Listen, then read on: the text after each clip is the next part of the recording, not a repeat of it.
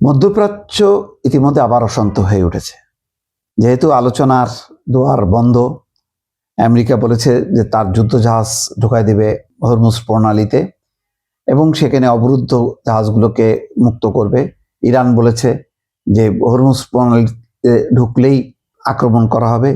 আর Trump বলছে যদি নৌজাহাজে হামলা হয় তাহলে ইরানকে গুড়াই দেওয়া হবে। এই আওয়াজে ইতিমধ্যে তেলের দাম বাড়ছে।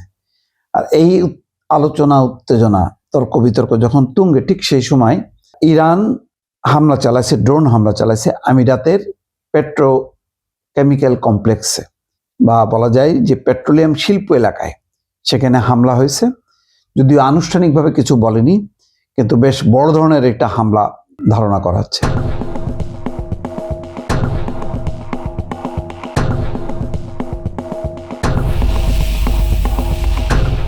এখন প্রশ্ন উঠছে যে আরব আমিরাতের উপর সৌদি আরবের এত ক্ষোভ কেন? কেন এই দেশটাকে গুড়াই দিতে চায়?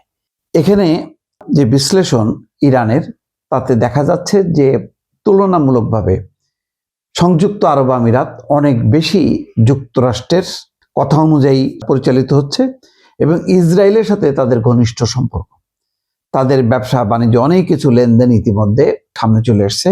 ইরানে হামলার ব্যাপারে মধ্যপ্রাচ্যের কোনো দেশ সমর্থন না করলেও সংযুক্ত আরব আমিরাতের আগ বাড়ায় আমেরিকাকে আরো বেশি ঠেলে দেয়া, মানে যুদ্ধে উৎসাহিত করার ক্ষেত্রে তাদের একটা বড় ভূমিকা আছে।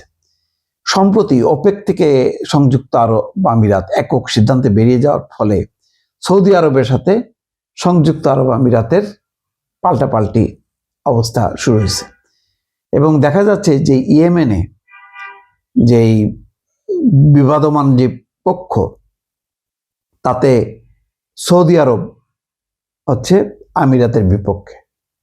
এমনকি আরো একটি দেশে, আফ্রিকার আরো একটা দেশেও এই পাল্টাপাল্টি, এক পক্ষ আর এক পক্ষের বিরুদ্ধে তারা সহায়তা করছে, অস্ত্র অর্থ দিয়ে সহায়তা করছে।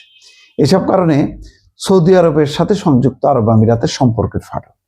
ইরান সম্ভবত ওইটার সুযোগ নিয়ে তারা সংযুক্ত আরব আমিরাতে ফুজাইরা পেট্রোকেমিক্যাল কমপ্লেক্স এলাকা, সেখানে হামলা করেছে।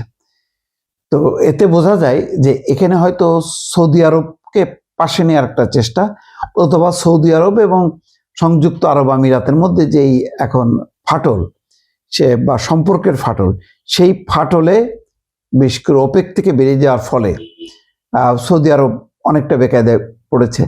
তো সেই সম্পর্কের ফাটলের মধ্যে ইরান একটা সুযোগ নিতে চাইছে। সেই তার অংশ হিসেবেই হঠাৎ করেই বলা যায় যে ফুজাইরা পেট্রোলিয়াম কমপ্লেক্সে ইরান আক্রমণ চালিয়েছে।